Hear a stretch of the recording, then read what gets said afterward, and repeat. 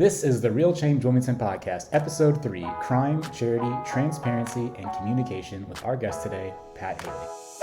When I started in law enforcement, there were mental health centers that you could take those individuals in need of inpatient treatment.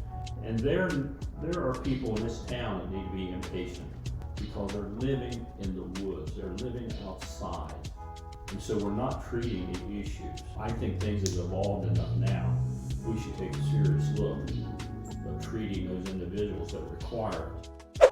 Hey everyone, this is your host of the Real Change Wilmington podcast, Dustin Pierce, again with my co-host, Emily Spencer.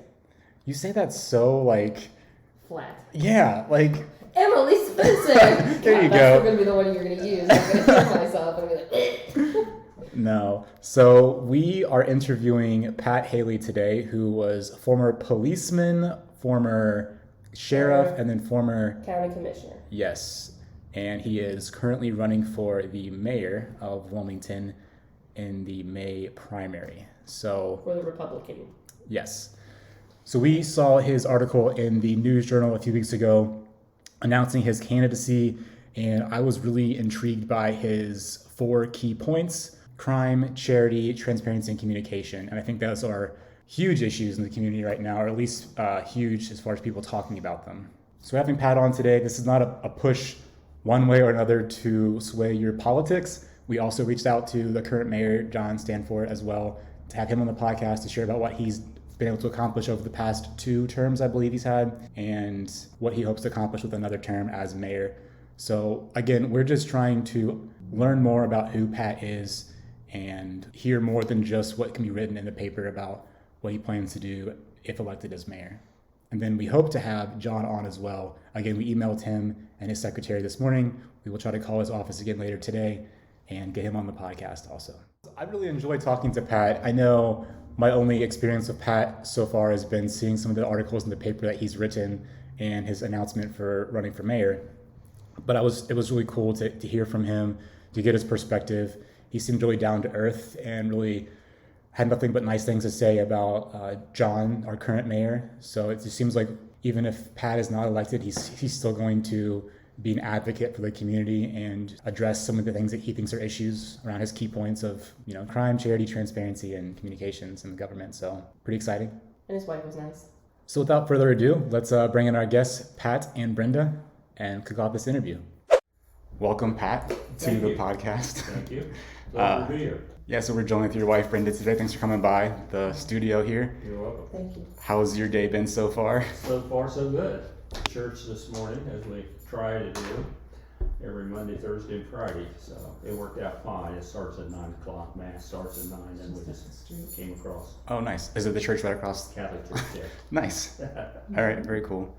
So, Pat, why don't you give us a brief background on who you are, your early life growing up, and then your career as a police officer and a sheriff and commissioner?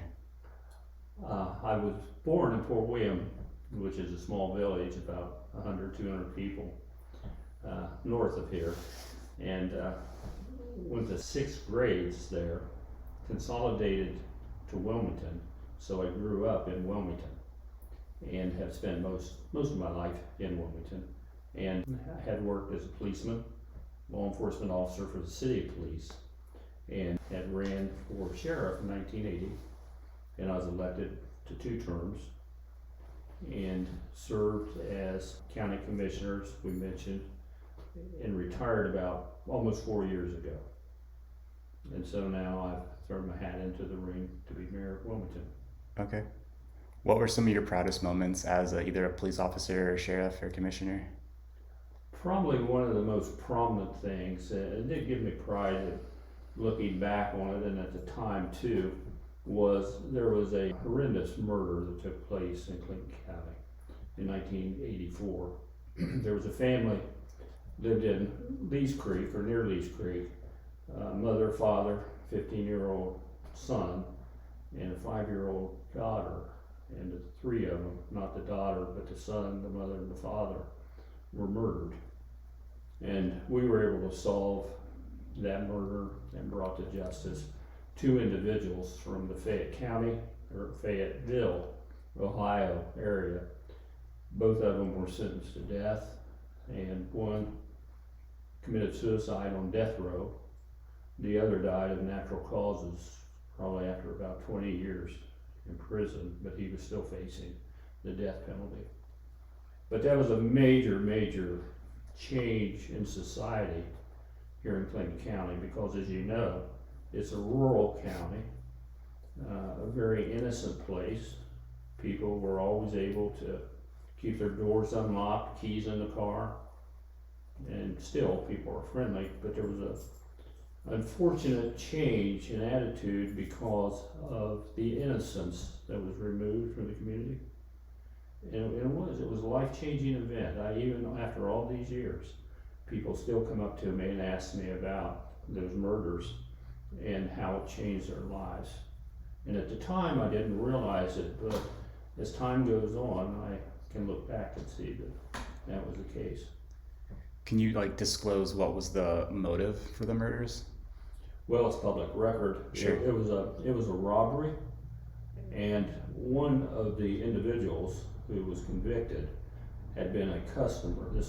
The victim sold Mac tools, and he had a route in this area and went into the Fayetteville area, and I believe one of them had a garage there. He had sold him tools. So for whatever reason, they decided to go up to the house outside Lee's Creek, and they murdered him. That's tragic. They went to it was a tragedy. They went to the door, and obviously Mrs. Daines answered the door. So when they murdered her husband, then they had 2 witnesses.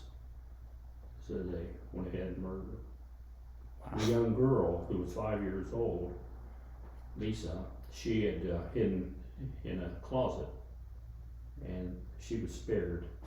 They couldn't find her, thankfully.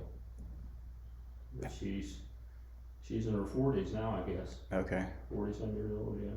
Wow. So it was a big sensational murder at the time, and that makes me proud. But I played a part in it, and then we were able to. Took about 30 days, but we were able to solve the crime and bring him to justice. Yeah. I also saw in the paper that during COVID and some of the racial issues going on in the country at the time, you were pretty passionate about that. And early in your career, you had appointed some people who were African American to the police force, or? Well, to the sheriff's department, actually. Okay. The sheriff is an elected position, and it's a 4-year term. So when I was elected, it just worked out to the point that we always tried to put the best people we could in the various positions that we had. And so I was able to appoint a chief deputy sheriff, Larry Newland, the late Larry Newland. He's passed away. But I was able to put him in that position. I've had several African Americans that I was able to appoint. Vanessa McKee, dispatcher, and a few others. So it worked out. And in a small town, that was not something that, at the time I took office, I think there was maybe 1 or 2 African Americans. Mm-hmm. So we were able to bring it in. But like I said, it had nothing to do with skin color. It really just was Sure. the fact that they were good people and able to do the job. Because as sheriff, you want the best people that you can get, because that's reflective upon you. Mm-hmm. And if they do a good job, then people feel like you've done a good job. Mm-hmm. So yes, surprised that you probably don't remember, but you must I have don't. read it somewhere. I did. I read that because I thought that was pretty neat, and I think you made a comment about how that helped the perception in the community, or people feel more comfortable with law enforcement because of that. Obviously, they were qualified, but still. Right. Well, it's reflective, I believe, because there are some that feel more comfortable with different races, and it would be, to give you an example, there weren't many female deputies when I started a long time ago. But as time went on, we were able to add some female deputies to the force because of things, say like a rape. A female would feel comfortable talking to another female rather than a male deputy, which was the case. It was awkward. Sure. It was just a difficult situation. So over time, those things have evolved, but I take pride in it. It's funny, even as like myself, who is a white male, I feel comfortable when there's like a minority who comes to my house, like an officer who's a minority. I just feel more comfortable with that for some reason, and it's weird. You say you do? I do feel more comfortable, Oh, yeah, I do too. especially in a town that's mostly white. To see someone who is a minority, because it makes me feel like they're not just part of the good old boys club. They're going to come and like shove me around, but they are there to protect the law and enforce the law. So You know, it's I interesting appreciate that that. you talk about that, because I think if you look at the numbers in the community, the population, and it's just the way it's been, there hasn't been too many black families Hmm. per ratio for the community for years and years and years and years. But I think that everybody needs to be represented, and we've been able to do that. But this isn't just because, as I say, because of skin color. There's training, which is demanding, and if you can't make it in law enforcement through training, you're not going to be hired and put on the road. Hmm.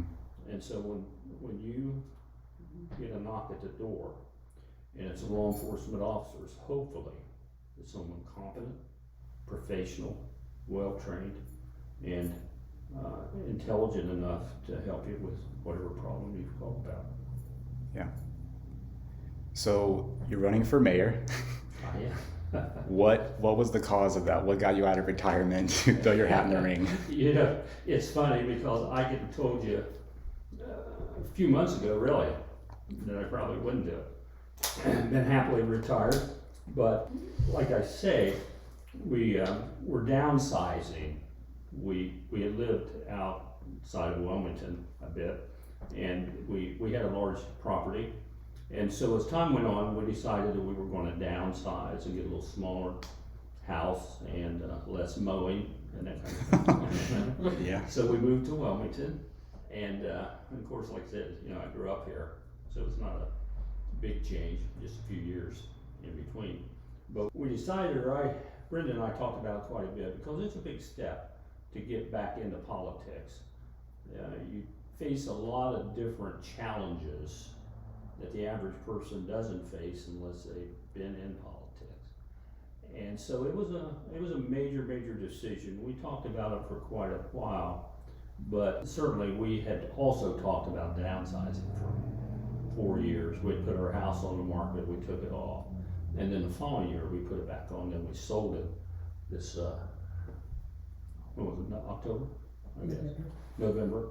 So then we moved to Wilmington. But the reason that I wanted to run for mayor, decided to run for mayor, is the fact that I was raised here. I really care for Wilmington, and I just didn't like the direction the town's been going. There's a perception, unfortunately, of things that haven't been positive that I sense.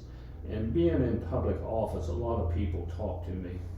We'll go to Kroger's, for example. We'll be out there for a couple of hours. People come over and just want to talk. Brenda is smiling. I'm sure she wants to get her groceries and go home, but then Pat. Sometimes I say you go. I'll go home. But people come over and they share their concerns with me because I've been in public office. And as a consequence, I'd formed some opinions. We'd had some personal issues of things that I think could be strengthened in town. So all of those things considered, and the only reason I'm doing it, because I'm at an age, I have a political career in front of me. Mine's behind me, except I think I have some unique skills and experiences, especially in law enforcement, and being a commissioner was administrative, and I've been in private business as well. So I feel like I can bring those skills to this position, organization, and be able to strengthen the town where some of the people have been concerned about a lot of issues. Yeah, so let's get into some of the issues. Sure. I saw your article in the paper a few weeks ago, and you have 4 key points here. So they are crime, charity, transparency, and communication. That's right. So we'll go point by point and start with crime. One of your quotes in the article says there's been an infiltration of non-residents committing crimes. Is that anecdotal or is that data backed? It's data backed because the crime, and I've read in the paper at some of the council meetings that there's been different charts talking about the crime. And I had heard over a period of time that Wilmington was out of proportion to some of the similar sized towns in the area with crime. We're not talking about felonies so much, we're talking about petty crime, quality of life crimes. And I like to base things on fact, not just what people tell me. But on the other hand too, you hear a lot of stuff, and I'm sure you probably do too. And one of the things that I did, I went to the FBI reports that they put out about every 2 or 3 years. And the statistics for Wilmington was very surprising for me. And it was, the petty crime section, basically property crime, stealing bicycles, just stuff. And that surprised me. So there is an issue with crime. I think there's also a perception. One of the things that I hear is, well, the police doesn't respond. Well, I know that they do. I have a police scanner at home, I listen, they're busy. So I know that they're doing that. I think what I would want to do as mayor is partner with the chief of police, supporting in any way that I could, and along with council, give them the funds to do the job and whatever they determine that they need to support them in those areas. I do think it is a perception thing too. It's not just like, here's the data, but it is the quality of life piece. Like, people don't seem to have a pride in Wilmington or a confidence in Wilmington. It seems like it's run down a bit, and you know what I'm saying? Like, and I think fixing the actual problems is good, but also fixing the perception. Like, I'm proud to live here, I like to live, I feel safe living here. I think that's cool that you're addressing that too. I can give you an example. Yeah. A couple of examples really. And one of the things I use, there's a place in Dayton, Ohio called the Arcade. And the Arcade was a little bit before its time. It was a farmer's market. And I believe it goes back maybe to the 20s, 30s, and it was built. Very nice thing, because when I was a little boy, we went over there in the 50s. And it was a glass structure downtown, if you're familiar with it. And very prominent in Dayton. But as the years went by, it fell into disrepair. And there have been different developers who've come in and tried to restore it. Right now, from what I read in the Dayton paper, that things are going well. But one of the problems have been, people don't feel safe in going downtown Dayton. And the other example I would use, we build trails in town. And then the first thing you know, there's crime on the trails. I'm not blaming this totally on homeless, I'm talking about crime, and that's the difference as I see. The homeless did this or the homeless did that. There's a difference between the truly needy and those who are committing these petty crimes for a variety of reasons.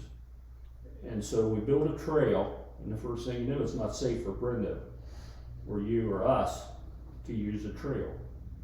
So it tortures logic until we finish or we fix the problem is preventing the citizens of Wilmington to use that trail. And that's just an example. Mm-hmm. But I do believe, and I'm old enough to remember the good times in downtown Wilmington. You probably always hear it. Most towns remember the days when it was full. It was before Walmart hit and before the shopping centers and so on. And people talk about how busy it was with all the businesses. And that was true, because I do remember those days. I'm not trying to bring those days back. That's beyond the power of the mayor. But I am interested in bringing in some information and the type of businesses downtown that people want to come in and make it a destination. I recently wrote a story for the News Journal about Dodge City, Kansas. And the example, which I believe is a good one, Brenda and I were going out there. I like cowboy things and she humors me. So we were It's love, right? we were going out to Dodge City, Kansas. Well, I happened to read an article in their paper. I was researching it, and a reporter, a travel reporter, wrote about Dodge City and said, don't go.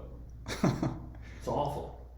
Said the downtown had broken windows, the people weren't friendly, the area itself was run down.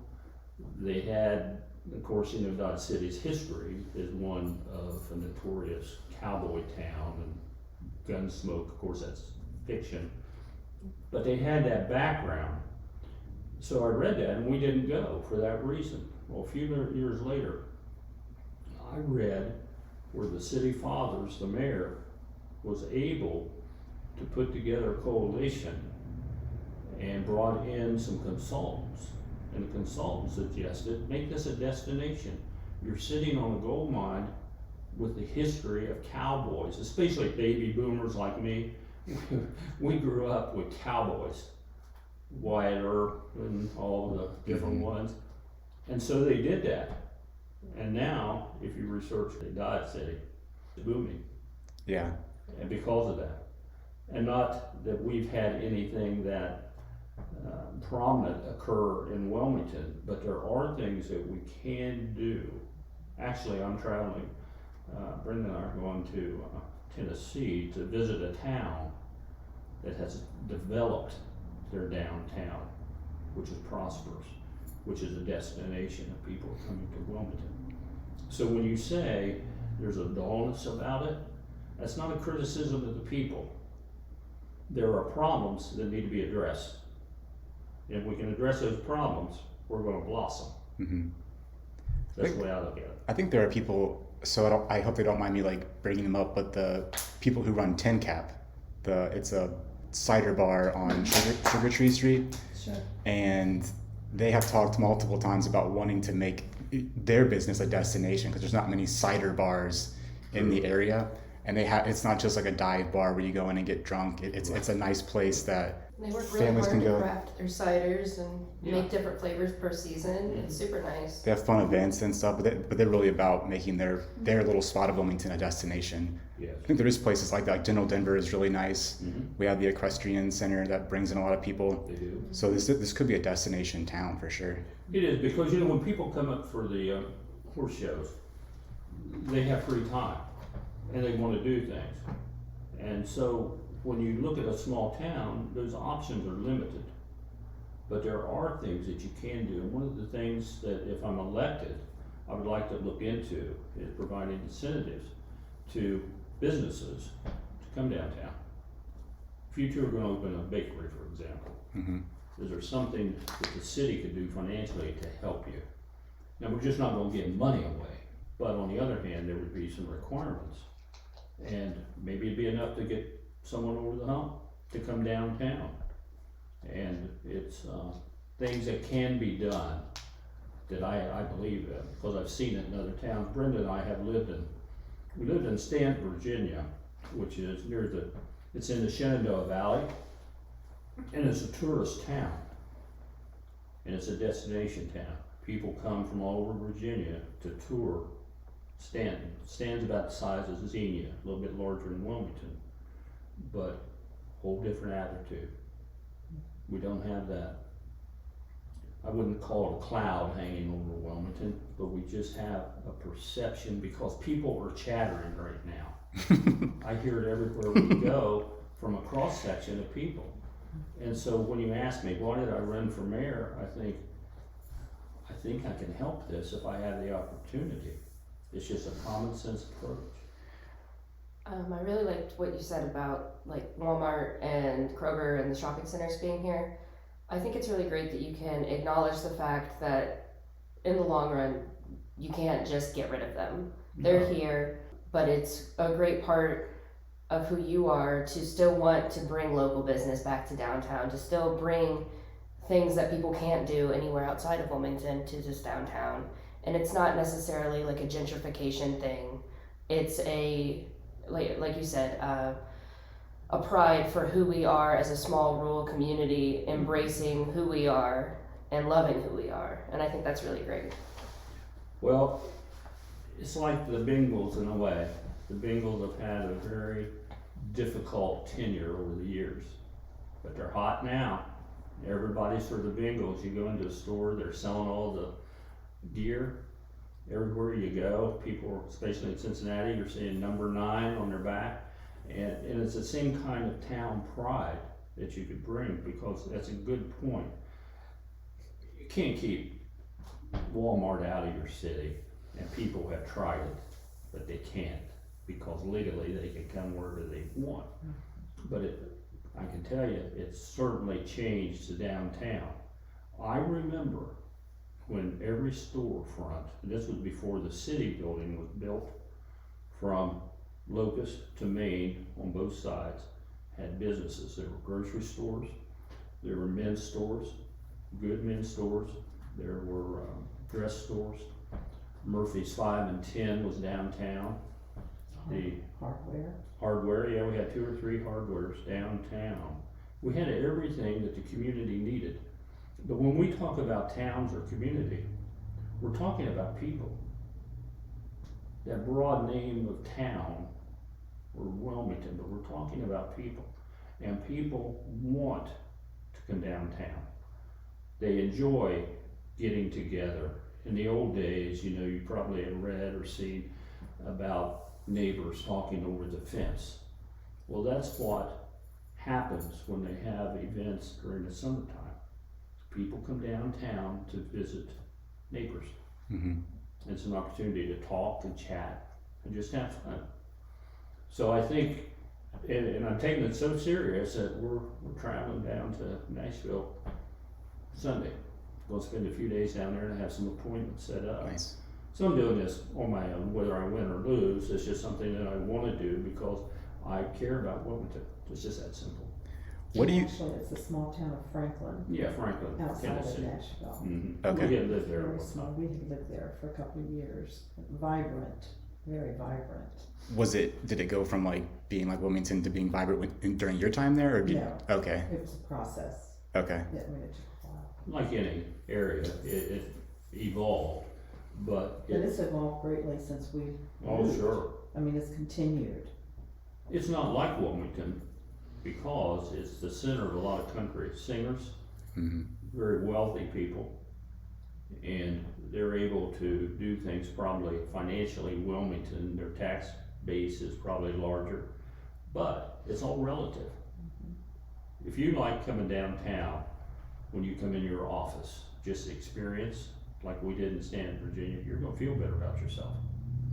You're gonna feel better if the streets are clean, if the pavement is the way it should be. And all these are quality of life issues. But if you have somebody that comes up behind you and you're thinking, boy, am I safe with that individual? So from the law enforcement background, I would take a pretty strict look at enforcement along with the chief of police to work with the police department to make sure that everybody has freedoms, but we all have to obey the law. I heard that there's kind of a divide between the college and the downtown where students don't travel downtown or don't feel safe traveling downtown, and because of that, or just that walking, that path to walk there is a little bit rough. I've heard the same thing. I don't have any personal experience, but I've heard the same thing. There's just concern by many people in the community about safety. And it's not unique to Wilmington. It's everywhere. But we live in Wilmington and we can fix it. Yeah. This is kind of about the perception maybe. So when I was in high school, I remember, I didn't live in Wilmington, I lived in Lebanon, and I worked at Kings Island, and that was the time when DHL pulled out of Wilmington, and then I had some of the men come to work at Kings Island as well. I was in the food warehouse, so they would tell me stories about Wilmington and how they used to work at DHL and they got laid off and all that stuff. How has that affected the town, maybe the morale and the sense of pride the town has, you know? It's ironic you would ask that question because I ran for county commissioner for the same reason. We've been gone for 15 years. I didn't know when we moved back people would even remember me. But DHL had just left and the town itself the county was in turmoil. What are we going to do?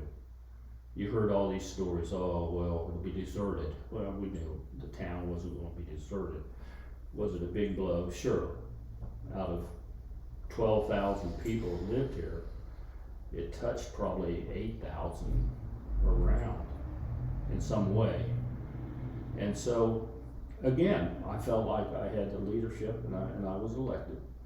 And we addressed it, but I can tell you today, there's more jobs now than there were when I come in, because the unemployment rate, I believe, when I took office was like 21%.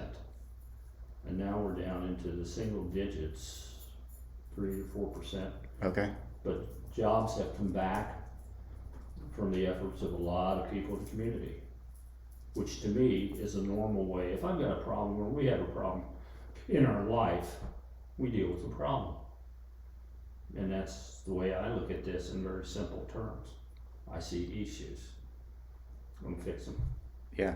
Same thing as what happened with DHL when they left. They can be fixed, but you have to have some knowledge on how to fix them.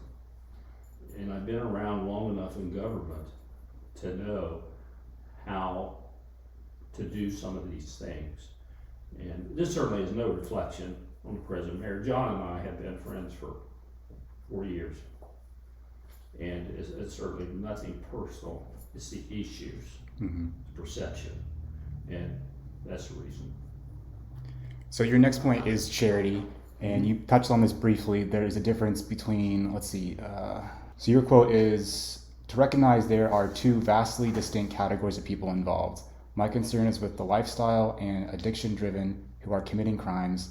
The challenge is to supply help to the truly indigent, okay, while holding the criminals accountable for their unlawful behavior. And your concern was that our town not become a homeless industrial complex. Can you talk about that and maybe explain what that term means to you? I think it's pretty much speaks for itself. There's a lot of people talking about my father's kitchen that is opening up to everybody, and we're bringing people in from outside the community. Some with records, some sex offenders. This is secondhand. I haven't gone in and typed people's names in or that kind of thing.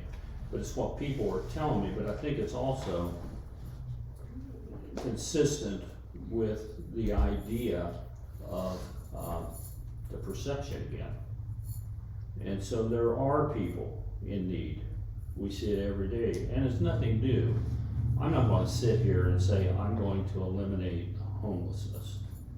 It's not going to happen. It's been here since biblical times. And we have reasons to help. We do, as I mentioned.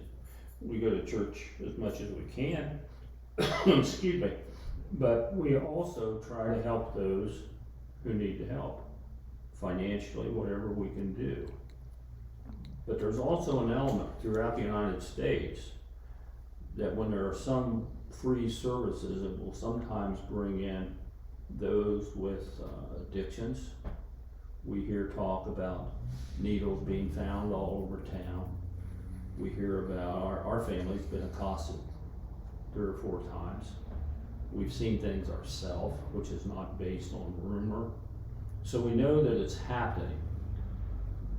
But in a cross section of people have talked to me over the last 2 years about how bad it is from that standpoint, bringing in people with issues that were so small we can't treat them. I feel like many times we're treating the wrong issue. The homeless, to a degree, the term homeless gives or at least expresses the idea that people were laid off from some business. They don't have a home. But so many times, the people that we're seeing around town are 40, 50 years old, started drug abuse when they were teenagers in junior high school, through college. They can't shake it. It doesn't help them to live in the woods. It doesn't. We need to treat the mental illness. And the outpatient, to me, from what I see, doesn't seem to work because they don't keep their appointments. They don't take their medication. So you see the different individuals around town doing things like walking out in front of you. A person called me last night, believe this or not, it's when they were talking about this, about 8:30. Said, you won't believe what happened. That hit person walked out in front of me and just kind of stopped. Brenda and I were at a red light last summer, had our family with us. Somebody beat on the hood of the car for no reason. There's a person in mass this morning. Yeah, well, yeah. and there was something there. But it's that Holy Spirit perception. got him or something? We keep using that word, but I think we have to divide the Yeah, two. yeah. There are people who need it, and I am supportive of that. I'm not supportive of crime. It's that simple. Yeah, I hear people a lot saying the issue of homelessness is complex, and that's just kind of like a cop-out, like, oh, it's complex, so I'll just sit on my hands and do nothing. But I think we're a small enough town where we could break down that complex issue. So here's the number of homeless people, here's the number that have mental illness, here's the number that just don't want to work, here's the number that have addiction issues, and solve the problem. Right. Because, again, talking about being around for a while, when I was younger, and when I started in law enforcement, there were treatment centers, mental health centers, that you could take those individuals in need of inpatient treatment.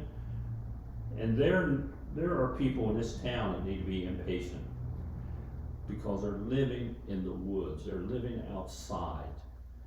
And even if they had housing, if you build a brand new structure here, within a few days, chances are they would be out living in the wilds again. And so we're not treating the issues. Can Wilmington, Ohio afford to do that? Probably not. Build a facility. Could the state of Ohio? Yes, they could because they had it. And you hear this argument that, well, the reason we closed because they need to be home. People with those needs need to be outpatients. The truth of the matter is they closed it for financial reasons. They didn't want to pay for them. Well, I think things have evolved enough now. We should take a serious look of treating those individuals that require it. If my appendix bursts, I have to go into the hospital as an inpatient. And I may be booted out in a couple of days because of insurance purposes, but you need to have that treatment. I can't go out and live in nature when I'm healing. And this is just a cycle. They don't know anything else. And so in a small town, I think it's even more prominent, or at least is more visible. Especially the people who grew up here, we never had this before. And that's why people are upset. In general, is what I hear. So part of what we're doing at Real Change Wilmington is trying to get resources together so there is at least not the excuse that you don't know what's available. Right.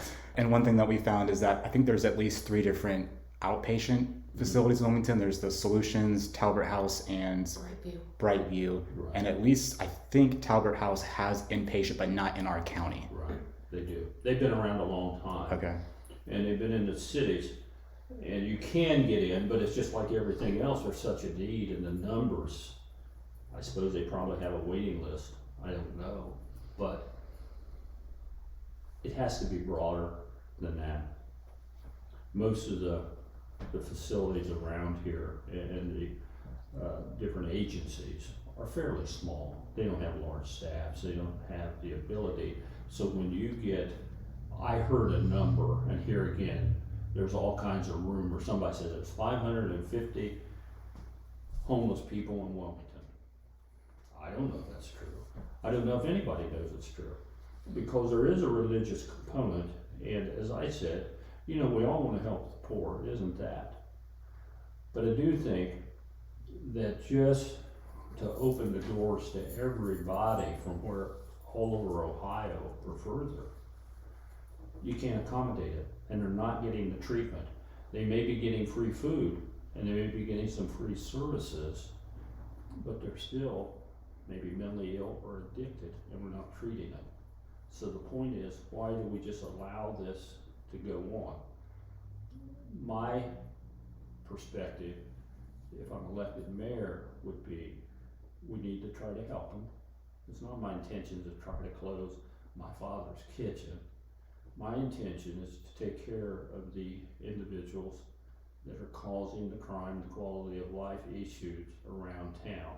And I'm not going to get into it on the air because I think it could be in poor taste. Sure. But there's things that they do that normal people don't do. And I'm not just saying that this is all this one community, because there's riffraff all over the state, all over the United States for that matter, that do things outside the norms.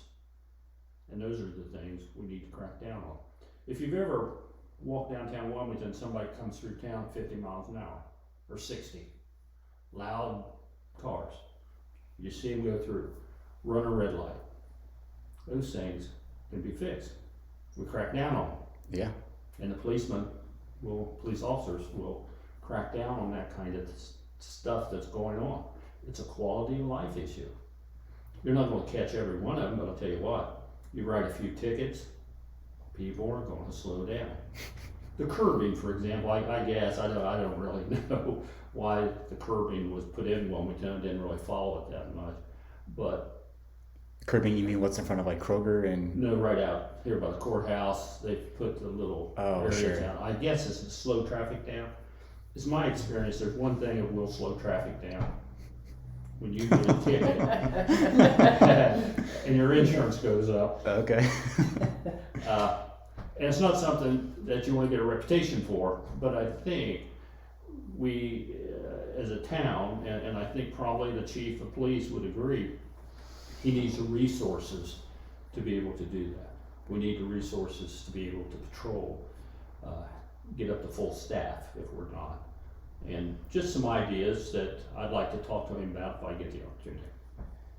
So we are actually, I don't know if this will be on the podcast or not, but we are actually interviewing our Father's Kitchen. Oh, yeah. So our and we know, I volunteered there one time and I couldn't tell you who was a leader there. It's just the people who run people who are there are running the place. It seemed like I was confused, and the person that I talked to just liked being homeless. He's like, I don't have an addiction. In the past I did, but I like being free and running around. I'm like, okay, buddy, like that's not my way of living, but all right. And I can see how I don't know. I can see how that's a problem. But we're maybe that there is some redemption or some redemptive aspects of Our Father's Kitchen that people don't know about, because I don't think they do a very good job of communicating what they do there. So it's all just like people drive past and see what they see, and then they get angry because there's no communication, which is one of your points. But we're trying to talk to him and see what are you all about, and what resources would you need to help people? Like, are you actually trying to help people out of this, or are you just giving them food? And those are complex questions. Yeah. Because, and I'm not being critical, but there are some people who feel like my worth is based on I gave somebody $10. So what if they took $10 and they're an alcoholic and they bought a drink? You haven't helped that individual. You've hurt the individual. And I think that's the kind of thing, and I think there's that biblical aspect that because if you read scripture, it's pretty clear. We need to help those who sometimes can't help themselves. I think why people in Wilmington resent it, and that's just my own opinion, we've never had this magnitude of homeless, we've never had this magnitude of quality of life issues. And I think a solution would be limited to the people of Clinton County, as most towns do. Right now, doing God's work is everybody that comes in, we don't ask questions, because I went to the coalition meeting, and that's the theme I picked up. The Coalition on Homelessness meeting? Okay. That was the theme I picked up, that we will help whoever needs help. That's a noble thing, but like you said, are we really helping them with issues by just giving them food or money? I don't think so. I know as one of my family members, I would be doing other things. And so it's a complex emotional issue, and I feel like having common sense, I hope that I could just bring in some strength to the city and make it, not trying to make the city 1955 or anything like that, but I do think that we can revitalize the downtown. You hear this, I've heard it since I've been a little boy, but you know what, I've studied it, and I think there are things that can be done, and we have the resources. There's a tax, you're probably familiar, it comes through the Convention Bureau, and it's a lodging tax that's been initiated by the state of Ohio. So Wilmington gets a fairly good amount from the hotel and motels in the area every year, and they can use that for pretty much what they want to do. I am definitely going to take a look at that and see where that money goes. I'm supportive of the arts, I'm supportive of the Murphy Theater, I'm supportive of a lot of the nonprofits, but I don't think it can all go into one bucket. I believe that we have to really take a look at that and use that money. Somebody said 700,000, now don't quote me on that, that's a lot of money, which would surprise me, but somebody said there was a lot of money that came into the coffers this year. So if it would even be close to that amount, you could do some things downtown. Mm-hmm. And actually after this meeting, I had met with some of the downtown officials, and I'm gonna meet with another one about 11:30 when we finish up, so. You mentioned, so the name Real Change isn't like raise your fist, let's change Wilmington. It came about because over the summer I saw a lot of people outside of Kroger asking for change. Right. And I didn't want to I didn't know who they were, what their background was. Right. My perception is that they probably, if they're homeless, know of Our Father's Kitchen, they know of these resources to get food. So they probably didn't need food money, was my perception. I don't know if that's true or not. And I wanted to do more than just give them pocket change. I wanted to give them real change. So we created this resource where someone could give them like a business card or direct them to the website, or just be educated on the resource in the community and be able to direct them to real change. Like, where can you get employment? Where can you get housing for a minute, instead of just here's some money and go on your way. So. You know, interesting, one of the things I learned in law enforcement, I was very naive when I started. I was 21 years old, had never been exposed to this slice of life, so to speak. But when I started, one of the things I quickly realized, there are bad people in the world. There are. Yeah. They're different. They're outside the norms. Their behavior it's consistent. Why it happens, I don't know. Is it their upbringing? You know, it's that old argument. What causes it? I don't know the answer, but it's an observation. And these aren't bad people necessarily. These are people with issues that are in a cycle, they can't break it. And I don't see what giving food and just roaming the town is therapeutic. I don't see it. Yeah. Because most people that I know don't go to the bathroom on the sidewalks or do some of the things that they've been doing. And so it's people that are challenged. And Brenda mentioned this morning, and we'll go into detail, but we could tell there was a challenged person that came into the church. And not disruptive necessarily, but asking for money during Mass. Totally inappropriate from an individual. Didn't get it, so they left. And it's that kind of thing that bothers people. If it'd been out on the sidewalk, we might have helped them in some way. But you just don't do that. Have no idea who they were, where they were from. And it's my belief that's why people in the city are concerned. Mm-hmm.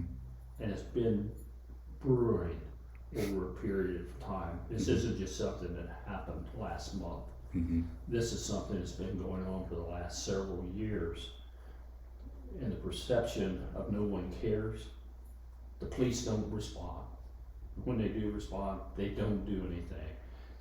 And so whether that's real or not, it's a perception. Mm-hmm. And we've heard it enough to trigger my desire to come out of retirement, which is a big deal, believe me. For us, not the people. Yeah. For us. You could just coast, go travel some more, Oh, but yeah.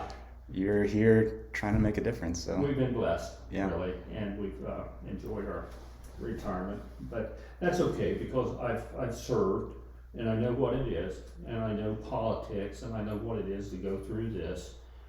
But it's necessary to go through it, because it's like applying for a job. You have to go through the interview process.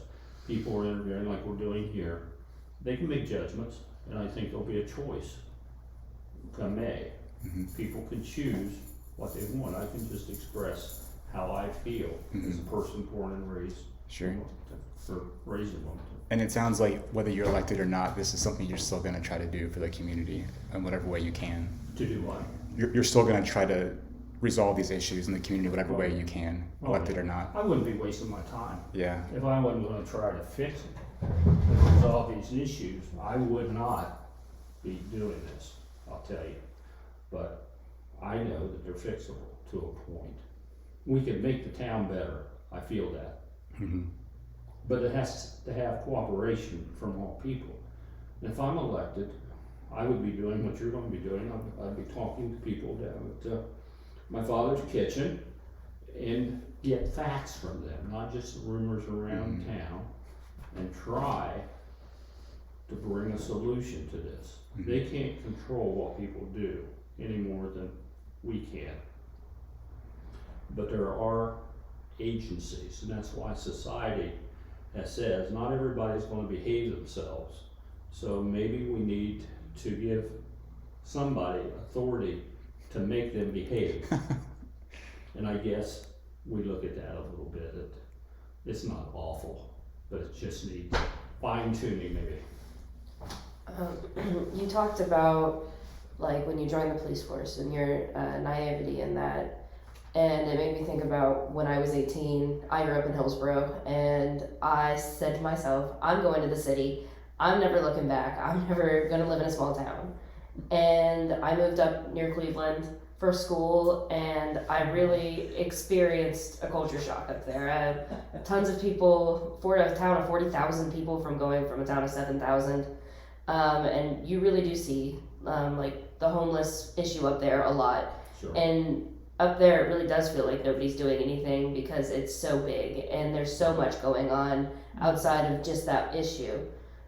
But I think the way that you say that Wilmington is a small town and that makes these issues more easily addressed, I think that's great, because we are a town of under 10,000 here, and it's about community and it's about bringing real change to Wilmington and not eliminating all these issues and making this utopic world to live in, because that's an unreasonable goal. Yeah. But fixing what we can fix for the better quality of life, not only for the citizens, but for people who want to move here, for the people who are currently homeless, giving them the opportunity to experience a better quality of life. I think you're exactly right, because if we called out, if I was elected mayor and called out to people to help, there'd be an outpouring. But here's the issue, they don't know what to do. And I certainly don't mean this in any way other than just based on my experience. I'm sort of in a unique situation with my background. However I came about it, I do have it. And that's why I think the issues that I see has been my experience. We fixed them in the past, we can fix them now. That's awesome. Yeah. So your next point was transparency, and I'm assuming that is it access to information from the government, from the city? And what's the current issue that as you see it? Well, I guess. there seems to be again so many things going on in government right now. There's a major distrust of government. I can give you an example. When I was county commissioner, we'd be in parades. Brenda and I talked about this. The Boy Scouts walk by and everybody claps. The different ages, the military walks by and everybody claps. A wagon full of politicians comes by and everybody crosses their arms. It's not personal, but it's one of those things that is real. And I think there's a real distrust in government. And there's been some things that's happened that basically I've read in the newspaper that there needs to be questions answered. It's been my experience. I mean, I've been hammered in the press for different things, but it comes with it. And if I was married, something bad happened, I'd say, yeah, something bad happened. I'm not saying there's cover up, I'm not suggesting that. I think it's a different style. Mm-hmm. I think it's partly experience generated, and I know that doesn't work. The best way to do it, if you got a problem, admit it, deal with it, expose it, and the transparency is basically a public thing. There's questions that I hear about things going on at the city. I don't know if they're true or not. I have no way of knowing. I haven't been there. But again, people think it's that way. So simple. I'd work closely with the council. I would work closely with all the department heads. We would have a relationship, at least that's been my history. We would have a relationship where it was full of communication. And if there's a problem in some department, we're going to expose it. We're not going to hide it for political reasons. Because like I said, I don't care about the politics of it. That's all behind me. Mm-hmm. So there's a freedom in that too.